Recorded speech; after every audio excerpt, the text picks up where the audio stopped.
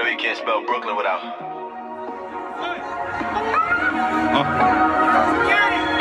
Security.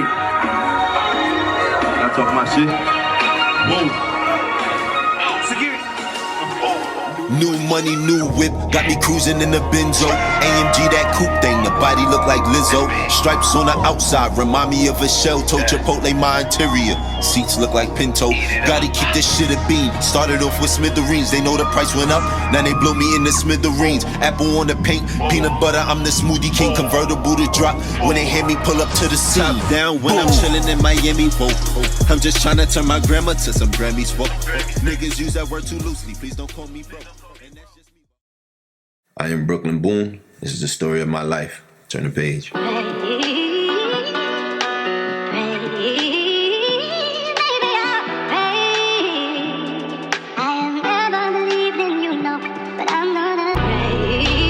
want to be remembered.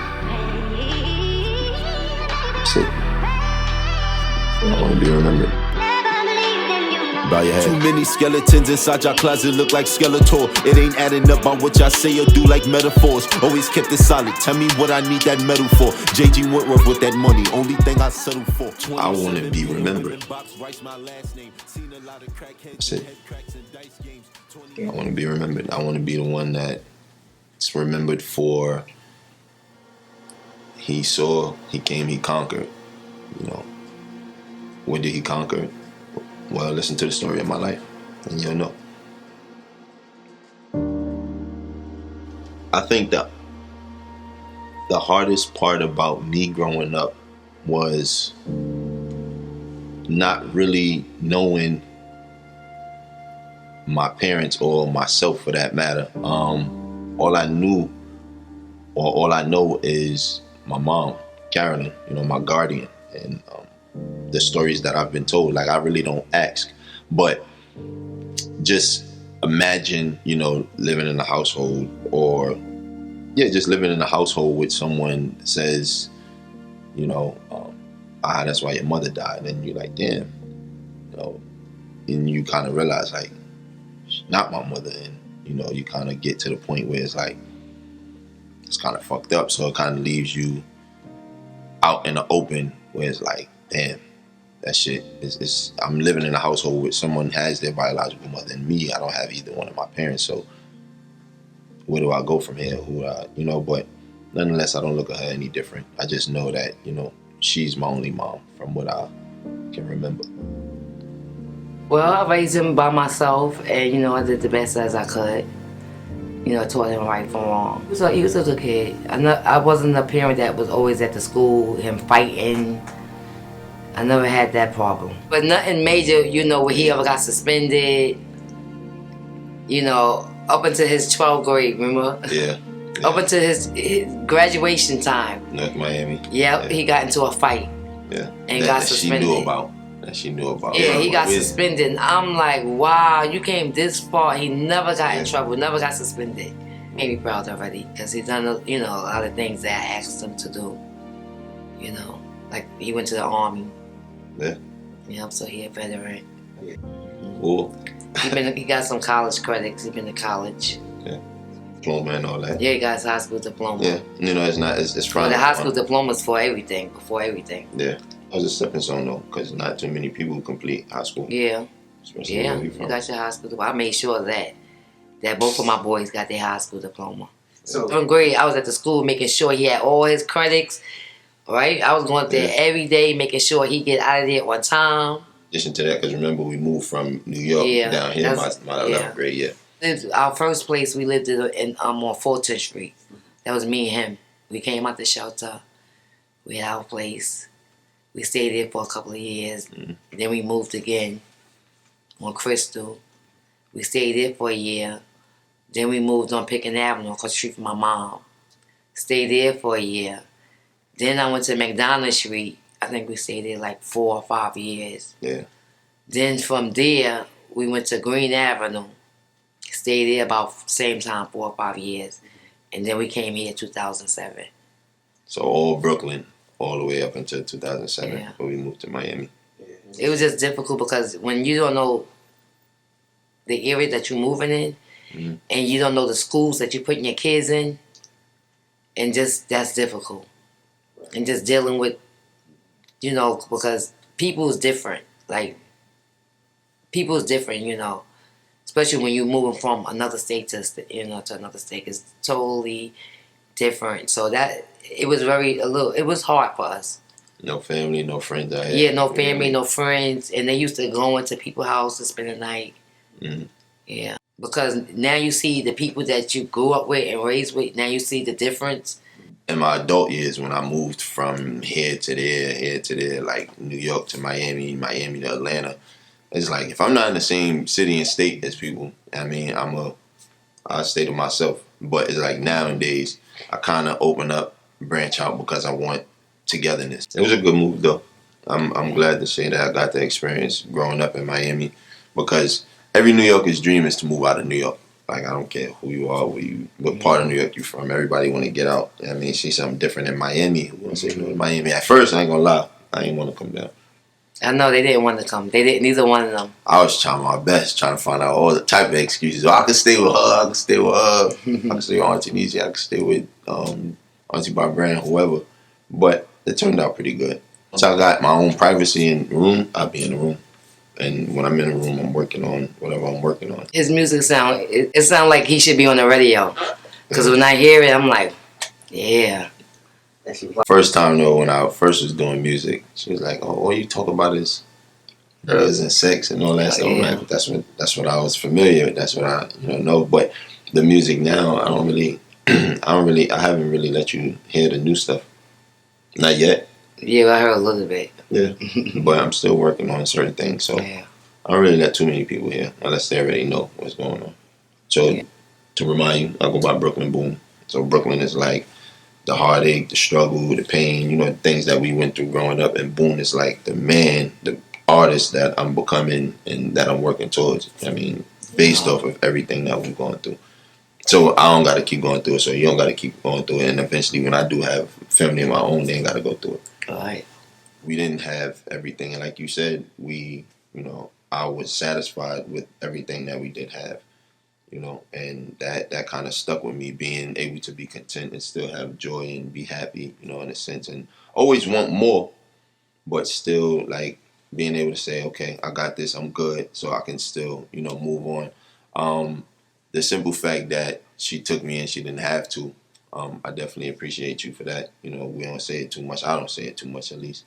And just the fact that, wanting to have better because we didn't always have the best, no matter what it was, either a formal open relationship or, the I love yous consistently or, just things like that, So I always wanted that better. Like I told you, I speak on, I want kids, I want to raise them a different way, But I took a lot, and being kind-hearted, even though we still got to work on some things, how we talk with people and our attitudes and stuff like that. So I kind of picked that up too, being tough. But that's just the New York and us too. But I keep telling you because I know I didn't never say, as they got older. At one point when he was little, I love you, I drop him off. But as he got older, I never used to say I love you because I never used to hear it all the time. But that don't mean I don't love you. Right. That I don't care about you. Because I go all out. I do. What do you envision for him? His dream that he wants in life. That's what I envision, everything. Because he likes to do music. So I hope everything goes through well for him for that. We got mutual friends. We end up, playing basketball with each other and with our mutual friends. And from there, it's just been genuine love since then. And, we just been rocking with each other ever since. I used to have, a studio with a couple of friends of mine called No Sleep. And we used to collab with, our producer, Jay Good, Long Live Jay Good, and Long Live C2 as well. He used to come around and say, I want to start taking music serious and stuff like that. And yeah, we just started collabing since then. Just his energy just brings the process, the hypeness, the way he carries himself, and stuff like that always motivates me to know like what type of energy to bring to the song. Helping each other out with like words and like lines and subjects that we go based off of, and like experiences as well that we've been around and with each other. You know, that brings like the atmosphere like when we're creating or collabing, because like we experienced it together, so it makes it better. We worked on previous music, but this one was like, it was just there for us, and like we was like, yeah, we make a good team. We should like make an EP or collab more on music and start working more with each other. So that song right there, The World, it actually did it for us.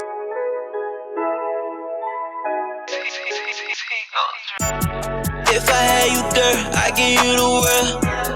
If I lay you down, hope you don't get nervous. I'ma spin it all, cause I know you're perfect. I give you the world, cause you know you're worth it. My life is bigger than me, because if I can go through the things that I have since birth, then I can put that in form of music, which is what I'm talented at, which I believe and know that I'm talented at, and what God has blessed me with. And in turn, I can be hope for somebody else, you know, to be able to say, listen, life isn't that bad. And if I keep going and keep applying pressure, because information plus application equals transformation. So music is my therapy. A lot of people, especially in the Black community, are going to therapy because they don't know how to vocalize, you know, what they've been through. And this is my safe haven when I put what I've experienced into a record. Being able to speak about my parents being heroin addicts, being able to speak about not being raised by either one of my biological parents, and being able to say that my biological mom has died from AIDS, being able to speak about being evicted twice, being able to speak about voluntarily repossessions, being able to speak about me not having all the financial means, me being able to speak about I confide in women better or easier than a family member, being able to speak about I struggle. My heart has been broken. I'm not putting any filter on it. I'm not hiding. I'm not fabricating. I'm not shy. I'm not timid. It's me in raw form. The first moment where I realized that my life is bigger than me had to happen in around November of 2020. And it was me noticing that a good friend of mine, I seen him homeless, and just seeing him in that moment, this was a guy who would give the shirt off his back literally for anyone. I have this song called Holding Up. I played it for him, and the hook goes, you ain't got to check on me, I'm holding up.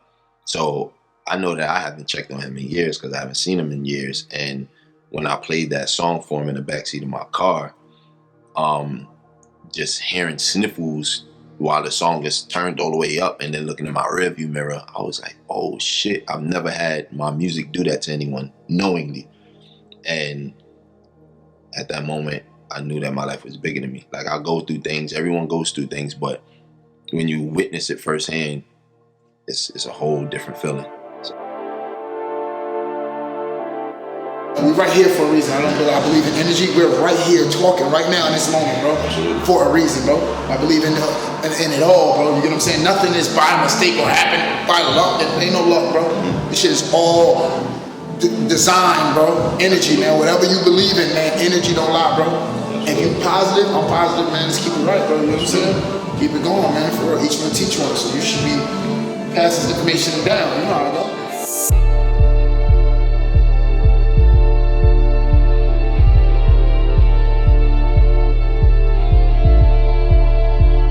So if I can help someone continue to thrive or even start thriving for whatever it is that they want to attain, then I've done something. If I can be that timely benefit to somebody else, to help somebody else, you know, avoid any trauma to their family, then why not help them?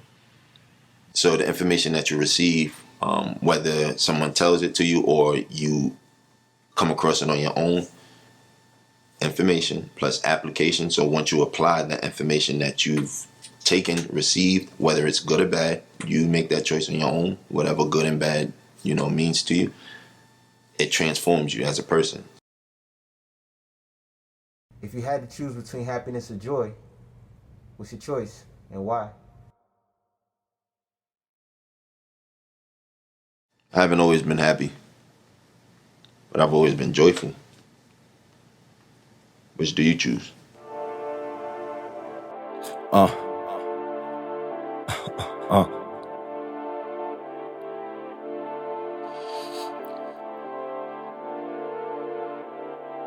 Yeah. You know you can't. No, you can't spell Brooklyn without putting that Boon in it, right?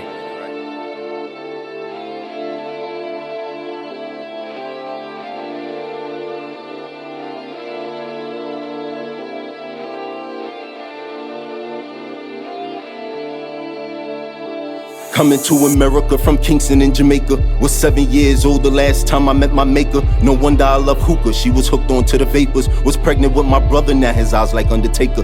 Gave us to the Loman so the system wouldn't take us. Don't really know what love feels like, how can you blame us? Lions in the jungle, I know it was hard to tame us. Been knowing we some kings, it's my job to elevate us. Blowing like a napalm, make sure you pick the right arm. Got caught up with the jakes and the snakes.